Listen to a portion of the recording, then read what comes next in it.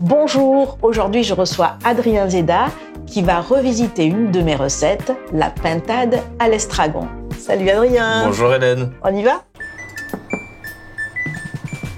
Donc aujourd'hui, Adrien, on va cuisiner autour de l'estragon, ça te dit? Carrément. Ouais. Alors, on va essayer de faire attention aux calories. Et moi, j'ai quand même choisi de travailler la pintade jaune des Landes avec des endives et de la bresaola. Moi, je fais une petite adaptation du coup pour remplacer cette pintade avec un petit épeautre. Ce sera végétarien comme recette. On va la rendre un peu plus gourmand avec quand même un peu de mascarpone. Et moi, je commence par la cuisson du riz dans le four fonction air fry. Ça va me le frire sans matière grasse et ça me convient super pour ma recette elle-ci. Allez, on s'occupe des endives maintenant. Petite astuce, je vais insérer des fines tranches de bresaola entre les feuilles. Cuisson vapeur, 20 minutes à 90 degrés. Moi, je fais une petite adaptation végétarienne du coup pour remplacer cette pintade avec un petit épeautre.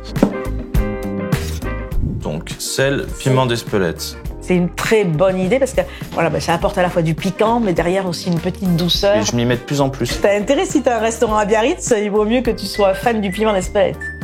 C'est cuit? Parfait.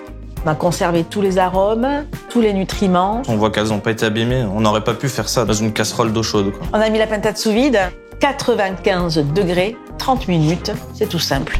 Bon, dernière étape pour les endives, on va les laquer. J'ai fait un bouillon avec toutes les parures de ces endives. Elles sont belles, hein, bien brillantes. Bien gourmandes. Il y a encore un peu de texture, hein. Elles sont fondantes. Bien juteuses.